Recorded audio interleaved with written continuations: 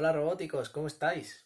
Espero que estéis todos bien y vuestras familias estén bien en este periodo de confinamiento en el que estamos ahora. Os voy a hacer una pregunta.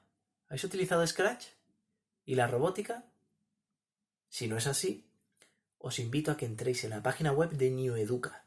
Hemos dejado 3 videojuegos con videotutoriales sobre el coronavirus para hacer. Hacedlos, compartidlos con la comunidad, enseñad a vuestros padres cómo se utiliza Scratch, lo que queráis. Os invito a que los utilicéis.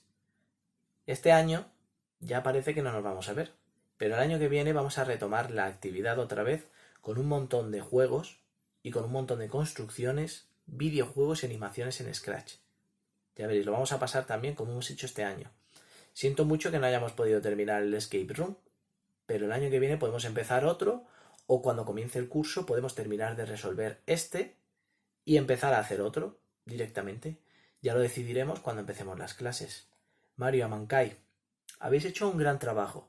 Habéis aprendido mucho y habéis empezado este año de nuevas con el EV3, como han hecho Gabriela y Leila. Los 4 lo habéis hecho muy bien, habéis trabajado mucho y hay cosas que tenemos que entrenar y que tenemos que practicar. Pero en general estoy muy contento y muy orgulloso de vosotros. Isaac, Oukai, Ivette, Ruger, Inés, Martina, Cristina, Juliana, Noa, vosotras y vosotros ya lo utilizasteis el año pasado, pero me habéis demostrado este año que siempre se puede aprender algo nuevo. Os recuerdo que el año que viene vamos a hacer cosas diferentes. Si queréis, construiremos cosas relacionadas con Star Wars o construiremos animales. Tengo un montón de modelos para vosotros. No os preocupéis, que tenemos actividades para largo y robótica para mucho rato. Os echo mucho de menos, cuidaros mucho y espero que nos veamos pronto. Un fuerte abrazo.